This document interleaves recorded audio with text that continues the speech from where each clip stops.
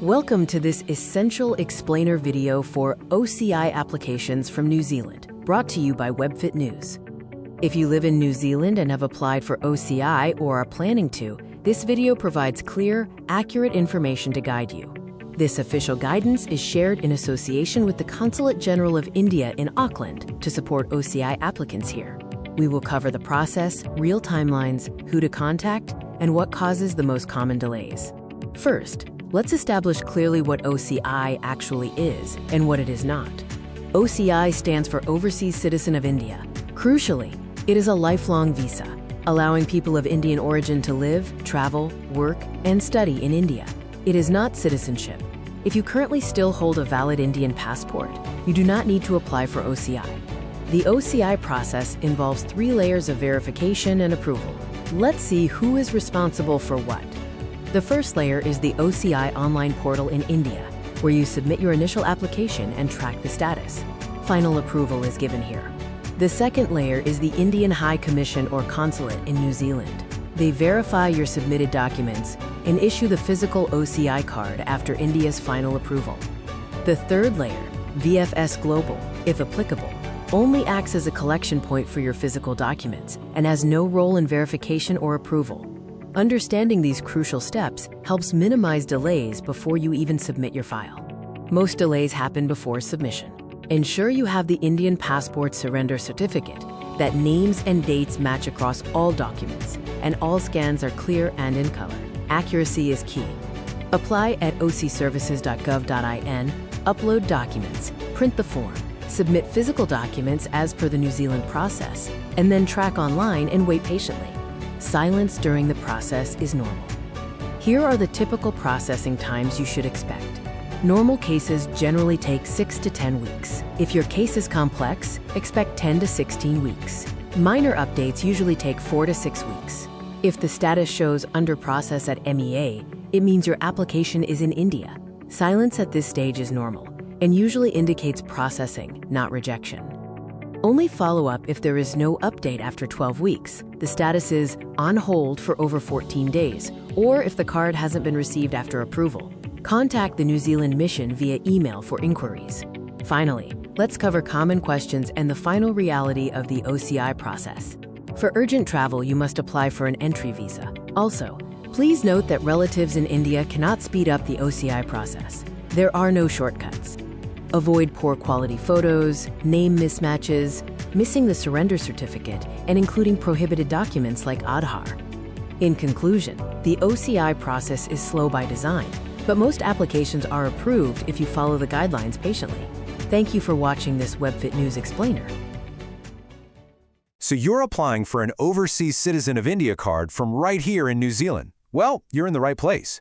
We know the OCI process can feel a little confusing, and let's be honest, the waiting can be pretty stressful. We're going to break it all down step by step to help replace that confusion with some real clarity. Let's dive in. You know the feeling, right? It's the one question every single applicant asks. You've sent in all your documents, you've done everything you were supposed to do, and then nothing. That silence can be tough, especially when you have family asking for updates you just don't have. We get it, and we're here to talk about exactly that. Our goal today is actually pretty simple. We just want to give you clear, calm, and accurate information. The idea is to pull back the curtain on the whole thing so you know what to expect, what all the different steps really mean, and why a little bit of patience is absolutely essential for this journey. And just so you know where this info is coming from, this explainer was put together by us, Webfit News, in association with the Consulate General of India in Auckland. This is all about making sure you have reliable guidance that's based on how the system actually works on the ground. So by the end of this, you're going to have a really clear map of the entire OCI process.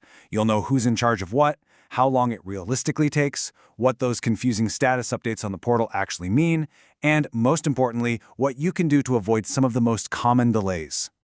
Okay, first things first, let's get really clear on who is responsible for each part of your application.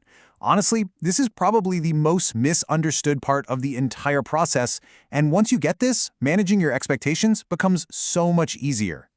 Right, this is the big one. The whole process starts and, more importantly, ends in India. You apply online through the main OCI portal, and all the final decisions, the actual approval of your application, are made by the authorities in India. It's not handled here in New Zealand. So what does the Indian consulate here in New Zealand do? Well, their role is super important. They're the verification checkpoint. They carefully check all your documents to make sure everything's correct before it moves on. And then once your application gets the green light from India, they're the ones who will issue you your physical OCI card. And then we have VFS Global. Let's be crystal clear about their role. They are a logistics partner. Think of them as a document collection center. They help you submit your paperwork, but, and this is key, they have absolutely zero role in approving, rejecting, or speeding up your application. So if you take one thing away from this section, let it be this. The engine that drives your application forward is in India. That means no one here in New Zealand, not the consulate and definitely not VFS, can fast-track your application. The whole system is centralized, and knowing that from the get-go is half the battle. All right, let's tackle the big one, the thing that causes the most stress. How long is this all going to take? That waiting period can feel like a black box, so let's shed some light on it and set some realistic expectations. So here are the numbers you really need to keep in mind. If you're just doing a simple reissuance or a minor update, you're probably looking at about 4 to 6 weeks. For a standard, straightforward new application, the normal time frame is about 6 to 10 weeks. Now, if your case is a bit more complex, say it's based on your parents' or grandparents' ancestry, it's totally normal for that to take between 10 and 16 weeks. So why would it take longer? Well, often what feels like a delay is just a normal part of the verification process. Things like police verification checks back in India or really deep dives into ancestral documents are just standard procedure. A delay doesn't automatically mean something is wrong with your application. And this is probably the most important thing to remember through all of this. If you haven't heard anything for weeks, it almost always means your application is just moving through the system as it should. In this process, silence is normal. It's a sign of processing, not a sign of a problem. Now that you have a handle on the timelines, let's talk about what you can do to help keep your application on the faster side of those estimates. The absolute best way to have a smooth experience is to get everything right from the start. You'd be amazed how many long delays are caused by small, avoidable mistakes. Let's walk through this checklist together, because every single point here is crucial. First, you must have your Indian passport surrender certificate. It's not optional. Second, make sure your name and your date of birth are exactly the same on every single document, no exceptions. Third, please double-check that your photo meets the very specific OCI rules. And finally, make sure every document you scan is clear and in full color. Trust me on this one, taking an extra hour to go through every single detail with a fine-tooth comb before you hit submit is so much better than trying to fix a mistake later. Accuracy here is way more important than speed.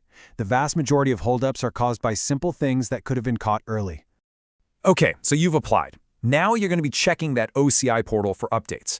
But let's be real, those status messages can be a little cryptic. So let's translate the most common ones into plain English so you know exactly what's going on. For example, if you see under process at MEA, that's good news. It means your file is exactly where it needs to be, with the Ministry of External Affairs in India. Your only job? Be patient. If you see pending police verification, that's also just a standard check. You don't need to do anything. And of course, the one you're waiting for. Processed and printed. That means congratulations, it's been approved, and your card is on its way to New Zealand.